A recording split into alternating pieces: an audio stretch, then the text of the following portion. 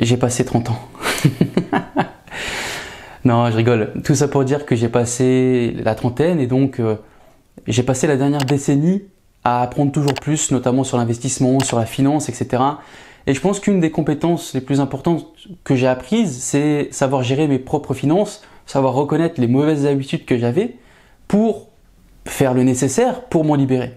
Dans cette vidéo, je vais partager avec toi des mauvaises habitudes financières que j'avais, certainement les plus courantes qui nous retiennent dans la pauvreté et surtout le plus intéressant, je vais vous donner quelques petits conseils quand même pour vous en sortir.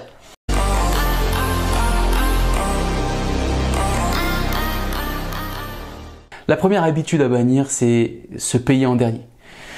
Se payer en dernier, tu vois, la première fois que j'ai entendu parler de ce terme, se payer en premier, se payer en dernier, je comprenais rien. La première fois que j'en ai entendu parler, c'est dans le livre de Robert Kiyosaki, Père riche, Père pauvre. Robert Kiyosaki, il nous explique que c'est même l'un des plans en fait pour atteindre la liberté financière selon lui. Dans ce livre, on va l'appeler Robert, il nous explique que la façon dont les gens payent leurs factures, elles peuvent être divisées en deux types. La première, c'est l'habitude du pauvre, c'est-à-dire en vous payant en dernier. Donc, dès que votre salaire arrive, qu'est-ce qu'on fait? On va payer son loyer, on va payer ses factures de téléphone, on va payer ses abonnements, on va payer Netflix. Et puis ensuite, on va économiser ce qui reste. Et encore, c'est s'il reste quelque chose. Alors que la deuxième méthode, la méthode des riches, c'est tout le contraire. Ils se payent en premier. Et c'est ce que vous devez faire quand vous recevez votre salaire. Prenez 10% minimum et mettez-les au chaud sur votre compte épargne à la minute où vous recevez votre salaire. Faites comme si c'était une facture. Faites comme si c'était les impôts qui vous raquettent. Je rigole, qui vous réclament de l'argent. La deuxième mauvaise habitude, c'est de se sentir à l'aise avec les dettes. Les amis, en 2023, il semblerait que la dette en fait soit devenue la norme. Les gens, ils utilisent la dette pour acheter des cadeaux, ils utilisent la dette pour acheter des vêtements, pour acheter des vacances. Et tu vois, si je peux pas m'acheter cash cet iPhone 14, c'est pas grave, ça va passer, je vais prendre en 15 fois sans frais, tranquille. Non, normalement, si tu peux pas te permettre de payer cash, tu peux pas te permettre tout court. Tu peux pas te permettre de l'acheter avec une forme quelconque de crédit. C'est mort. Rappelez-vous que ces sociétés-là, ces sociétés qui sont émettrices de crédit, elles veulent que vous soyez mauvais avec l'argent. Parce que leur business c'est quoi? C'est de vous refourguer des taux d'intérêt. C'est comme ça qu'elles gagnent de l'argent, avec des intérêts monstrueux. Parlons maintenant du fonds de sécurité. Peut-être, si vous écoutez cette vidéo, peut-être que vous n'avez aucun fonds de sécurité. Et ouais, logiquement, avec l'habitude numéro 1, qui est de se payer en dernier, à chaque fois que la fin du mois arrive, il n'y a plus d'argent. Et donc, s'il n'y a plus d'argent, il n'y a pas d'économie. Et c'est vraiment à travers le changement de cette habitude que vous allez vraiment commencer à mettre 10% de côté chaque mois lors de chaque salaire. Et petit à petit, votre épargne elle va grossir. Et une fois votre coussin de sécurité bien potelé, bien rempli, on peut commencer enfin à utiliser le surplus d'argent pour se créer un fonds d'investissement personnel. Parlons maintenant des revenus et des dépenses. Pour investir, vous devez connaître votre point de départ parce que si tu ne sais pas où tu veux être dans ton futur, c'est pas terrible. Et il y a un truc qu'on appelle l'inflation du mode de vie. C'est-à-dire que plus tu vas gagner d'argent, plus ton revenu va augmenter et plus tu vas dire ok, go, t'augmentes tes dépenses. Et le problème, tu vois, c'est un cycle infernal. Si tu ne le comprends pas, si tu ne mets pas les choses en place, les bonnes barrières, tu n'arriveras jamais à t'en sortir. Et tu vois, les personnes financièrement stables, elles connaissent leurs actifs, ils connaissent leurs passifs et ils ont un objectif clair et établi sur où ils veulent être plus tard. Le résultat, c'est quoi? Le résultat, c'est qu'ils sont beaucoup plus susceptibles d'obtenir beaucoup d'argent et de construire la richesse par rapport aux gens qui, fantasment simplement sur l'argent. Une mauvaise habitude avec l'argent, ça serait par exemple d'avoir un passe-temps coûteux, tu vois, comme faire du shopping. Peut-être que tu aimes bien faire du shopping et c'est cool, mais dans une certaine limite. Si tu veux améliorer ta situation financière, tu dois pouvoir d'abord épargner une plus grande partie de ton revenu. Ou, si ton revenu est trop juste, cherche-moi à augmenter cette rentrée d'argent et crée-moi plus de flux entrant tous les mois sur ton compte. Dans tous les cas, la formule, elle est très simple. Vous ne pouvez pas créer de richesse en dépensant tout vos revenus. Il existe quelques astuces pour dépenser de manière intelligente. Par exemple, tu vois, moi j'adore, c'est le site Rakuten.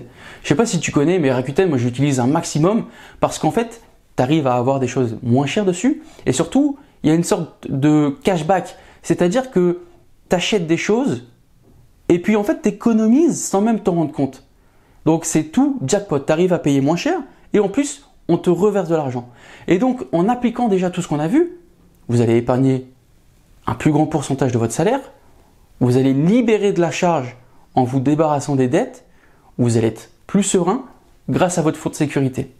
Et à partir de là, on peut parler d'investissement. La mauvaise habitude suivante, c'est de penser que tu vas gagner plus d'argent en économisant et en épargnant l'argent sur ton livret A. La vérité, les amis, c'est quoi? C'est que si tu n'investis pas, le potentiel de hausse de ton argent est plus que limité, pour pas dire nul. Alors qu'en contrario, en fait, si ton argent est placé, peu importe le produit d'investissement que tu vas choisir, son potentiel il va être probablement illimité. Alors surtout, c'est important de ne pas négliger cette partie investissement. On va parler des impôts. Les impôts maintenant, je pense que vous serez tous d'accord. En France, on paye beaucoup trop d'impôts. Et je veux que vous soyez la plus grosse dépense de votre vie. Tout le monde paye des impôts, mais il y a certaines personnes qui sont bien informées, qui ont connaissance de certaines optimisations pour réduire leur impôt au maximum. Bien sûr, je vous dis, il n'y a rien d'illégal là-dedans, ok? C'est le cas des plus riches. Sachez que vous aussi, vous pouvez connaître ces petites astuces pour réduire votre impôt. Un truc tout simple, tout bête, et pourtant beaucoup de Français ne l'utilisent pas. Ce sont par exemple les frais réels. Il est souvent préférable d'opter pour les frais réels plutôt que les 10% d'abattement sur notre imposition revenu.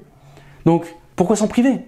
Dans un niveau un peu plus poussé, avec des sociétés, on peut carrément faire tomber la fiscalité à zéro. Et dans tous les cas, les amis, la meilleure façon d'augmenter votre patrimoine, c'est de comprendre les règles fiscales pour optimiser votre richesse. Je peux par exemple citer le LMNP pour l'immobilier ou encore le PEA pour la bourse. La majorité des gens se font matraquer par les impôts dès leur premier investissement. Et pourquoi? Parce qu'ils ne se sont pas intéressés au sujet. Le sujet fiscal, c'est un aspect hyper important pour prendre le contrôle de son futur. L'aspect fiscal, il va vous dire si oui ou non le projet peut être viable. Après, si vous êtes quelqu'un qui n'est pas d'accord avec ça et qui préfère payer plus d'impôts, c'est ok et je pense que la France va te remercier. Mais si tu pouvais réduire légalement, je ne parle pas de faire des trucs illégaux, si tu peux réduire légalement tes impôts, alors ça fait pas de mal. Ça fait pas de mal à comprendre et à appliquer les règles en vigueur. Le prochain point, c'est attendre trop longtemps pour investir. Vous avez des économies, vous avez ce coussin de sécurité. Qu'est-ce que vous attendez pour investir? Commencez à faire travailler votre argent pour vous, diversifiez vos investissements, mais surtout, évitez de laisser cet argent dans votre compte bancaire, sur un livret A, parce que l'inflation est là, elle rôde dans nos campagnes. Si vous avez la ref. L'inflation, c'est quoi? C'est quand ton argent perd de sa valeur. Imaginons, en 2020, avec 100 €, tu pouvais t'acheter un jean, un t-shirt et une casquette. Et bien aujourd'hui, à cause de l'inflation, avec ces 100 €, tu vas par exemple plus t'acheter que le jean et le t-shirt. Elle est où la casquette? Eh bien la casquette, elle a été grignotée par l'inflation. Donc tes 100 € d'hier ne valent plus les 100 € d'aujourd'hui. Et qu'est-ce qui se passe actuellement? Votre argent disparaît sans vous en rendre compte de votre compte. Donc une fois que vous avez suffisamment économisé, le petit coussin de sécurité qui fait plaisir, ne laissez pas plus d'argent que nécessaire dans votre compte en banque et investissez le reste, c'est très important. Ça sert à rien d'avoir 50 000 € sur son compte bancaire si c'est juste pour les stocker là, ça sert à rien. Pour terminer les amis, vous ne pouvez pas ne pas investir parce que vous n'avez pas le temps ou vous n'avez pas assez d'argent ou vous ne savez pas où aller, comment faire, etc. Aujourd'hui, il y a une pléthore de contenus sur autant de sujets différents. Donc arrêtez de remettre toujours à plus tard et commencez dès aujourd'hui. Plus tard vous commencerez et plus vous devrez travailler dur pour obtenir le même résultat. Et voilà les amis, c'est tout pour cette vidéo. J'espère que cette vidéo vous aura fait kiffer. Dans tous les cas, explosez-moi le bouton like pour donner de la force. Abonnez-vous, activez la cloche pour recevoir les dernières actualités qui vont sortir sur la chaîne. Dans tous les cas les amis, n'oubliez pas, 1% chaque jour. Et moi je vous dis à la prochaine vidéo. Ciao ciao ciao.